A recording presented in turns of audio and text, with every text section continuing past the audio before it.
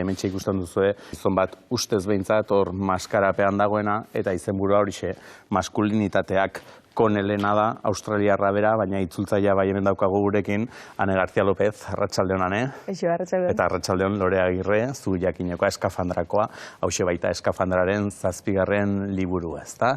Maskulinitatea, gorrela esan da, izenburua bai da potoloa, ez?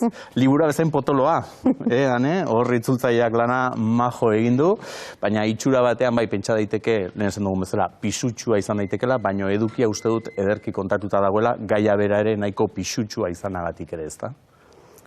Bai, maskulinitateak, ezta? Feminitateaz, feminismoaz, genero berdintasunaz, emakumeaz, hainbeste, sekula ez da asko, ezta? Baina sarri hitz egin deu, sarri publikatu deu, sarri lantzen da, sarri aipatzen da, baina gizonetaz edo gizonen gainean hainbeste ez. Gure inguruan, bueno, esan eta gian beste eremu batzuetan gehiago landu da, teorian edo akademian gutxienez. Eta baita mugimendu sozial gisa, ez? Eta hori da, maskulinitateak, ez da. Guk eskafandra bilduman, 7. liburua, aurreko liburua guztiak feminismoaren pixka bate obra giltzarri desberdinak izan dira, eta genuen uste dute behar bada feminista askok edo galdera, ez da, nun daude gizonak, zer dute esateko, zer dute desera ikitzeko, zer dute eskura deseraikitze hori edo pixka batez, norberaren burua kolektiboki, genero bezala, ikusteko nolakoa den, ze privilegio eta ze menperakuntzara egiten dituen, da horren aurrean, ze eskuliburu ditugu euskeraz. Asko ez, ezta? Zerbait bai, baina asko ez. Orduan, ausartu ginen esan genuen guazen, feminismoarekin ere lotura zuzena duelako, konel bera ere feminismotik abiatuta abiatzen delako maskulinitateak ikertzera, eta guazen liburu honekin. Beste publiko bat, espero dugu. Bai, seguru baietz, eta hortara ekarri duzue Euskarara hain zuzen ere konelek idatzitakoa, ezta? Liburu arrakastatsua, bertan mugimenduan eta dabiltzatenek ere ederki ezagutzen dutena, ez? 2. edizio bat eta ere izan zituelako, eta kontua da, koneli zor diogula beste termino bat, edo arek erabilizuelako lehenengoz, ezta, maskulinitate hegemonikoa. Ze pluralean daude, maskulinitate mota asko egongo da, baina bat bada hegemonikoa. Eta hori da aurrean dugun etxaia.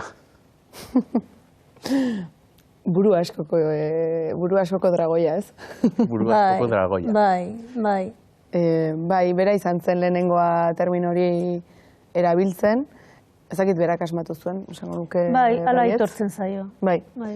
Eta egia da gaur egun bolo-bolo darabilgula hitz hori ahotan, ez? Maskulinitate hegemonikoa, baina askotan oso ondo ulertu gabe zer den eta ze esan nahi daukan gizartearentzat.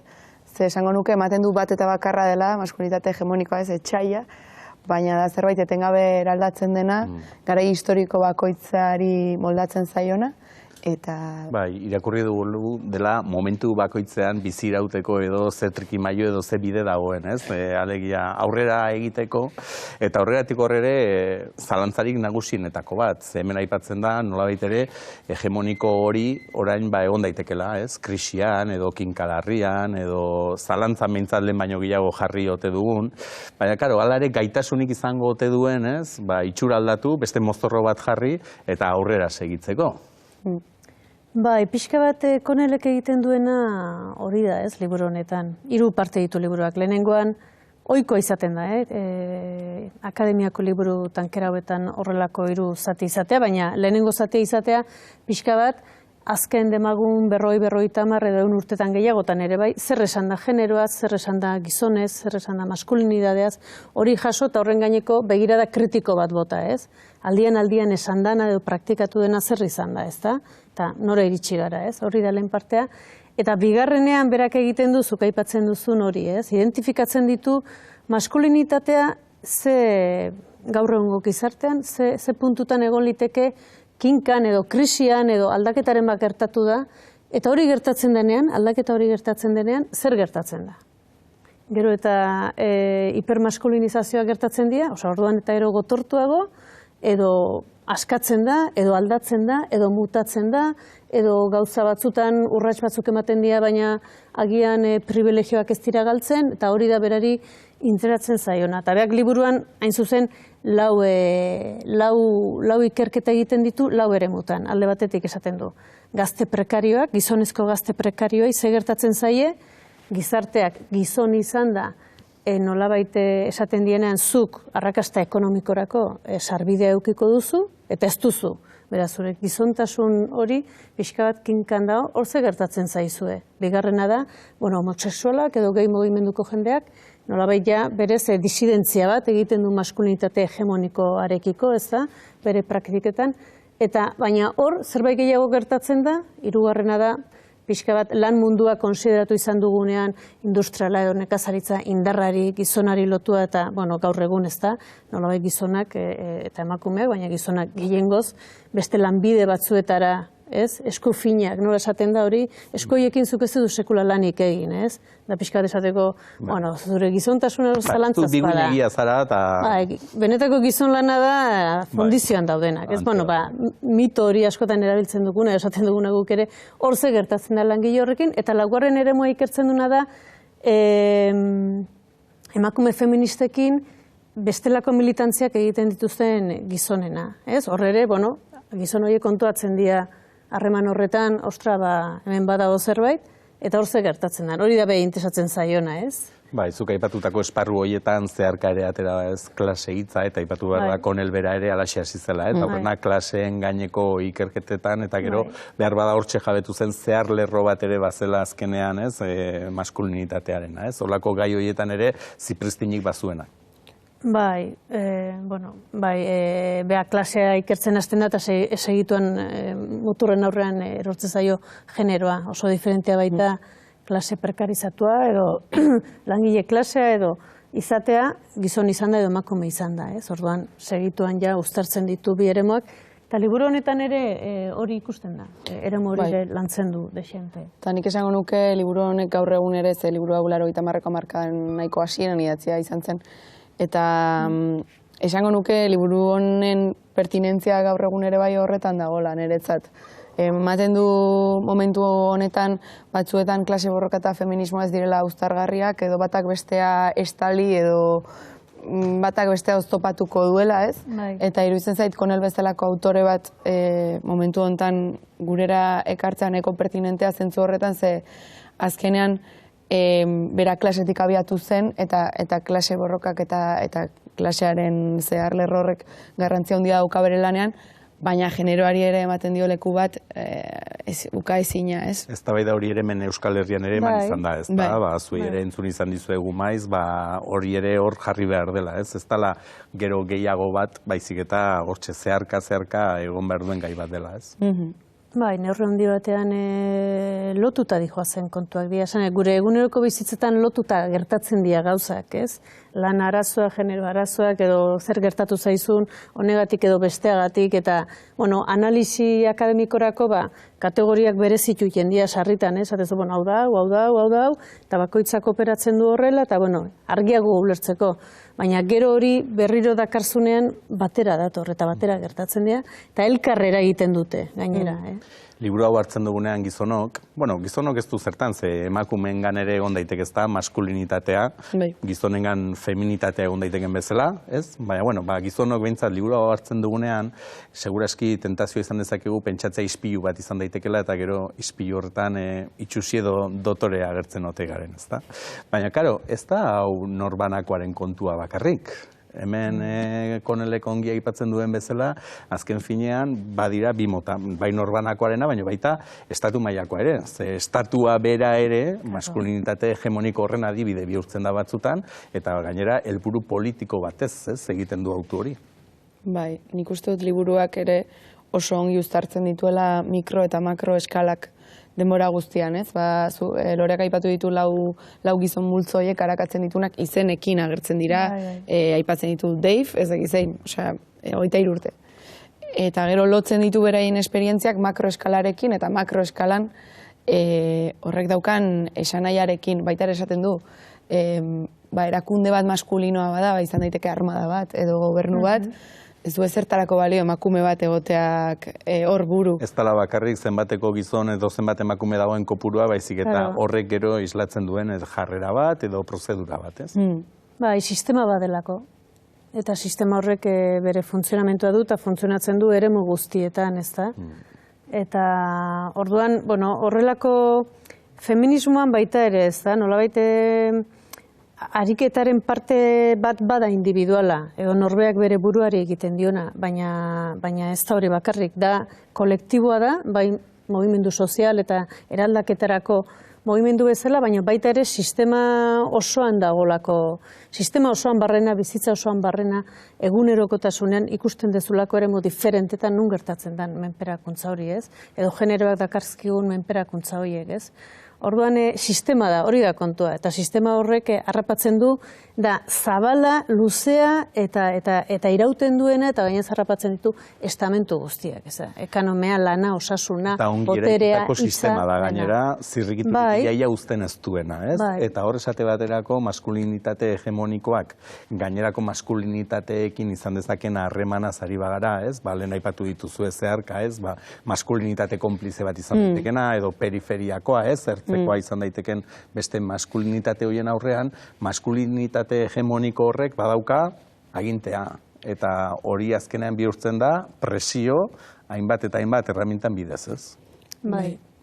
Nik inguruko eta liburua hitz egiten didanean, eta inguruko gizonei, resistentziak beti badaude denon aldetik, eta ez da ezer pasatzen, resistentziak edukitzagatik gertatzen da, resistentzia horiek ez arakatzeagatik. Maskulinitate hegemonikoaren adibidea eta kontzeptua oso ondo dago eta beharrezkoa da.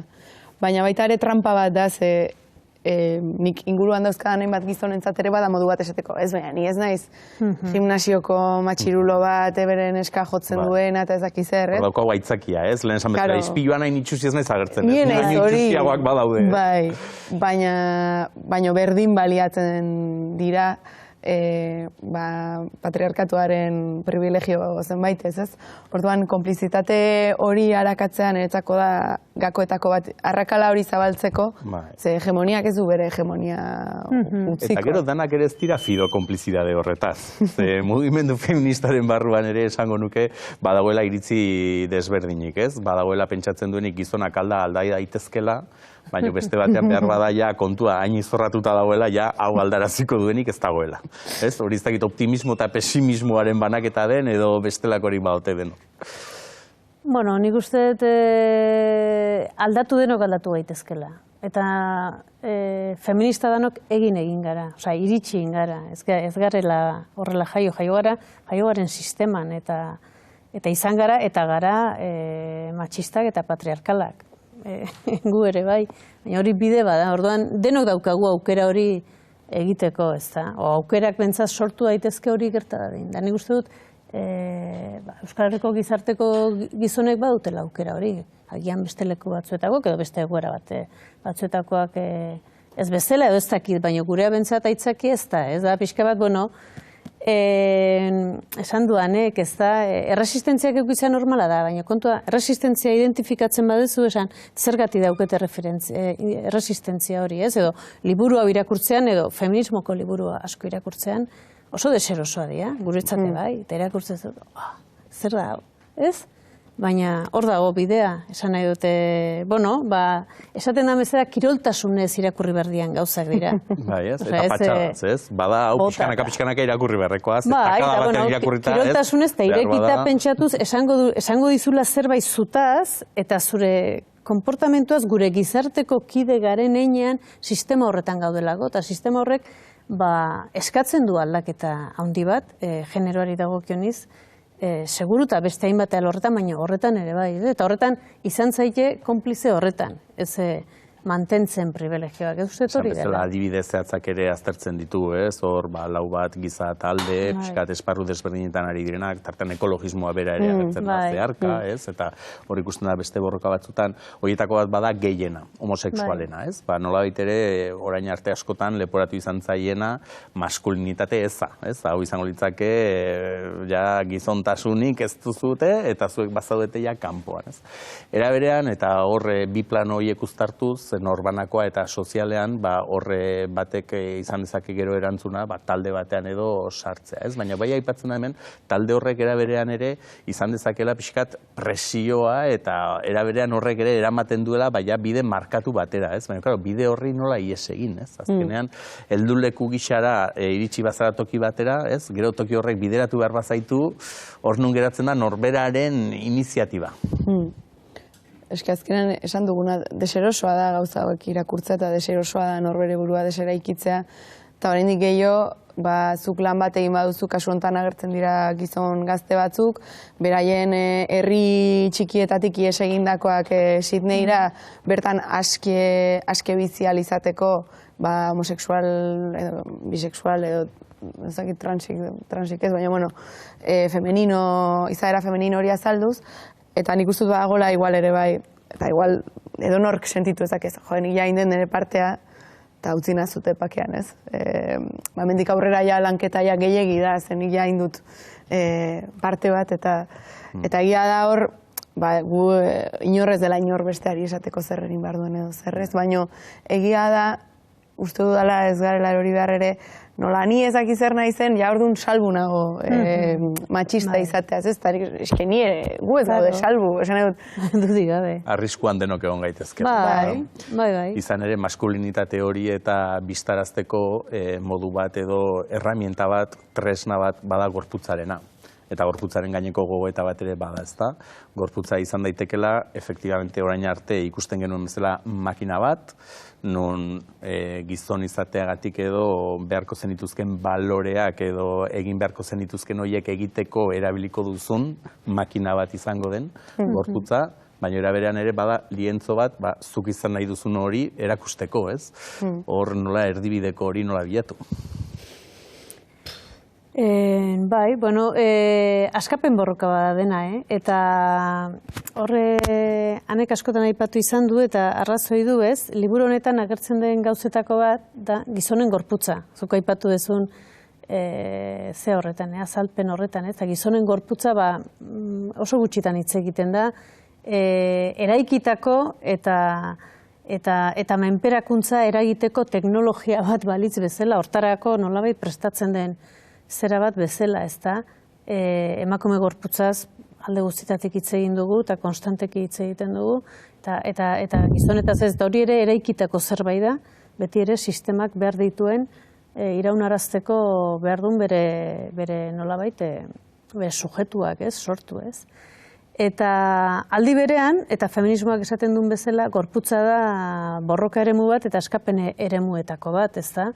Orduan hori interesgarria da, feminismoak ikaragarri landu du emakumeen gorputzekin zer gertatzen den eta erresistentziak hor nola garatzen dian, eta gizonezkoetan ere berdina da bidea, ez da? Eta beti da asmatze bide bat, Osea, esan edut ez da errezetarik ere, edo kolektiboki sortzen dira edo praktikaren bitarte sortzen dira. Zergatik, ze generoa praktikatzen den gauza bada eta praktikatzen den horretan ez da, esango nuke, ez dago airean, gure ekintzetan dago, konstanteki. Orduan, ekintza horiek egiten ditugu, baina desegin ditzakegu edo beste modu batea egin, ez? Bai, evoluzio horren isla ere bada azken finean gorputza bera, ez da, lehen hasiera baten esaterako depilatzen zena zen maskulinitate hegemoniko horretatik kanpo zegoena, eta orain berriz maskulinitate hegemonikoak bere egin du, eta gaur egun depilatzen ez bazara eta behar bada orduan zuzara orain bazterreko, ez?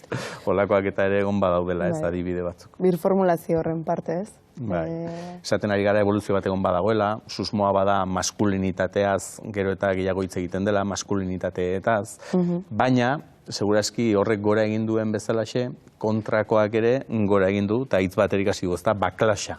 Hor kontrako erreakzio hori, lehen erdi epeltzeuden horiek, orain kontrakotasun horiek gero eta beroago eta gero eta oldarkorrago ez ote ditugun ikusten, eta hori ere kezkagarria da, ez? Bai.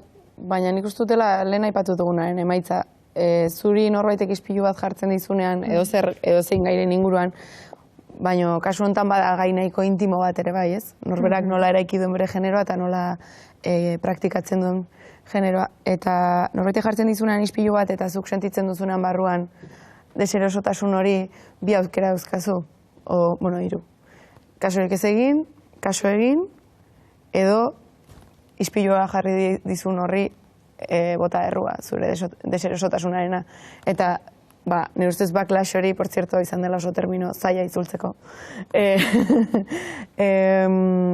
Horren ondorio bada. Bai, ez da, ze azkenean, berak kolokan ikusi dituenen bere privilegioak ez, orduan helduleko hori izaten da. Aipatu duzu, izen hori zaila izan da itzultzeko, ze lana hemen argi dago haundi xamarra dela, eta orain Loreak esango digu, baina enkargua zuri eman bazizuten ere zerbaiteratik izango da, ze segurazki hau itzultzeko betaurreko moreak ez dakit edo esolako espresiorik, baina alakoak behar zituen, ez, itzultzaileak ere Lorea, eta horregatik asmatu duzuean erekin, ez? Bai, bueno, hanek esplikatuko du beto, baina bai, gu bilduan beti saiatzen gara itzultzaile izan dedin feminismotik itzuliko duena. Horren beste ulertzen da feminista izango dela, baina ez da egite lotuta den. Baina esanet feminismotik itzuliko duena. Alde batetik feminismoarekin bat egiten duelako, eta bi feminismotik itzultzeak, eta hori aneko beto esplikatuko du, badalako zerbait landu behar dena, edo hor badago dagoeneko tradizio oso bat, segi behar dena, kontzeptuak, behar du jaiotasun ikasi bat hori ondo egiteko, ez? Bai, feminismotik itzultzeak niretzat esan nahi du aliantzatik itzultzea edo zer. Liburu hau hartu nuenean, kokatu hartzara liburu horren aurrean, zenik aldarrikatzut itzultzaileak askotan ematen du ikusezina garela edo ez dugula eraginik itzultzen dugun horren gainean, baina ez da ala, azkenan itzultzaileek eragiten dugu horretan gure aurre juzgu eta gure movida guztiekin. Orduan oso importantea da ikustea nork idatzi du hau, kasu honetan Konel esan behar da emakume trans bat dela, bere bizitzan berandu transizionatu zuena, horren aurrean kokatu, eta batez ere aliantzatik itzuli eta kontziente izan nondik ari zaren. Horixe, deialdia egingo diegula, gure ikusleei, hartu dezatela ispilua eta maskara horren atzean, beraiek zaurpegi duten edo ikusteko balio dezala, eskerrik asko eta eutxi hori.